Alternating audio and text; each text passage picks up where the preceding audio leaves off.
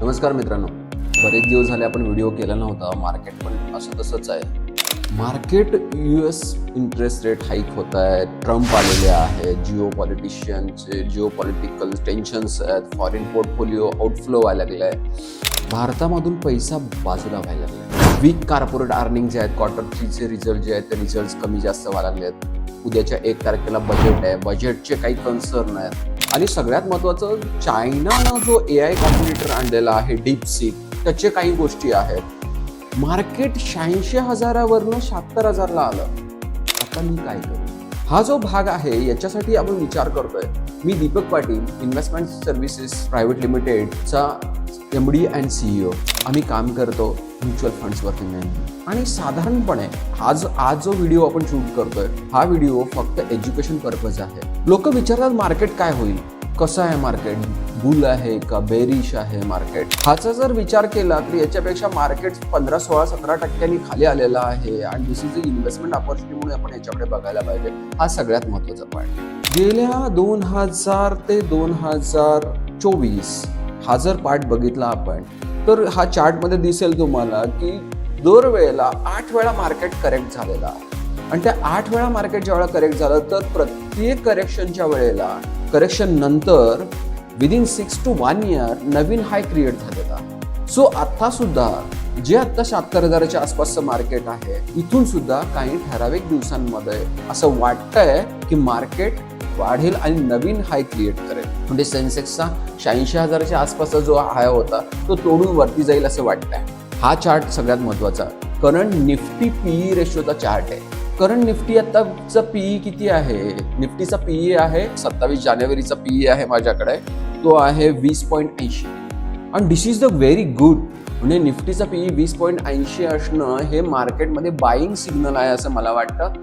आणि hockey stick forecast जो आहे हा एक अतिशय म्हणजे मला वाटतं की याच्यावरती सगळ्यांनी विचार करायला काय हरकत नाही. मार्केट आता वरती जाऊन खाली आलेलं आहे आणि इथून असं वाटतंय की this is something about down आहे. म्हणजे हा बॉटम क्रिएट झाला असं वाटतंय आणि इथं बाईंग करण्यासाठी ऑपॉर्च्युनिटी आहे असं, कारण इथून हॉकी स्टिक कर्व जर बघाल तर हा वरच्या बाजूला जाईल असं वाटतंय. So these are all assumptions, no doubt. पण आतापर्यंतचा जेवढा माझा अभ्यास आहे त्याच्यावर मला असं वाटतं की this is the near about bottom आणि इथून पुढे मार्केट वरती जायला काय हरकत नाही असं एक अंदाज आहे. बने रहोगे तो बनेगा. बाई हे शॉर्ट टर्मचं काम नाही आहे. वेल्थ क्रिएशन करणं शॉर्ट टर्मचं काम नाही आहे, कारण हे जेवढे जास्त दिवस तुम्ही राहाल मार्केटमध्ये तेवढं तुमचा पैसा चांगला बनेल असं वाटतं. बरेच दिवस झाले लोक मला विचारत होते की दीपक SWP. मला त्याच्यामध्ये काम करायचं SWP मध्ये आणि SWP ला पैसे टाकतो आणि लगेच मला पैसे बनायला पाहिजे. मी म्हणलं बाय SWP करण्याचा आत्ता टाइम आहे. आता एक उदाहरण दिलंय मी. SWP जर करायचे असेल तर समजा 25 लाख रुपये आपण आता इन्व्हेस्टमेंट करायचे. 1 वर्षानंतर 12,500 रुपये आपण विड्रॉ करायला सुरुवात करायची. त्याच्यानंतर पुढच्या वर्षी 12,500 रुपये दर महिन्याला विड्रॉल होईल.